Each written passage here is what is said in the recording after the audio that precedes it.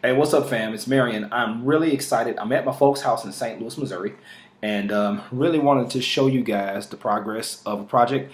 I want to say thanks so much to Gene Boyd for letting me learn on him by making a set of primitive arrows for the month of July. For anybody who's willing to pay for the materials, I'll make you a set of primitive arrows. It's giving me a chance to practice. So this is the completed arrow. It is tipped with a glue on 160 grain field point, which I was blessed to get courtesy of Cabin Fever Archery in Minnesota. It's an oak shaft stained dark walnut. We have artificial sinew wraps that I have dyed black, and I just have to wait for the glue to dry on these wraps completely. It takes overnight, but these have blood red feathers on them. I've done a set that are blood red. I also did a set, again, same 160 grain point,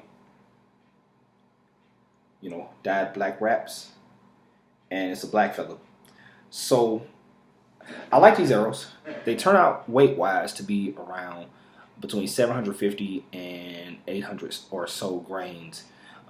What makes them fluctuate is because dowel rods are, I didn't take a grain scale to Home Depot with me when I picked up the oak dowel rods. I just tried to pick the ones that had the straightest grain and actually was the straightest. But next time, I'll try to pick them based on weight. But if you're shooting short distance, as I believe primitive arrows were meant to be used, they were never meant to be, 100-yard, hit a 5-hour energy bottle with a 100-yard shot or whatever.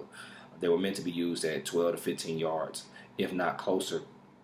These are amazing. They group on top of each other, and they pass through whatever target you shoot them at.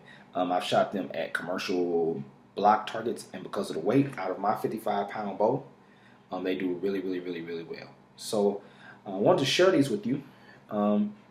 Again, guys, for those who like primitive archery or whatever, give me an opportunity to practice and to make more arrows. If you want a set of 6 or a set of 12, I do them in a set of either dark walnut, which you see here. I do a mahogany stain, or I do an ebony stain.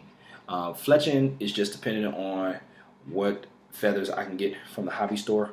I can't guarantee color choice or preference on that, but what I can do is make sure that they're all stained the same.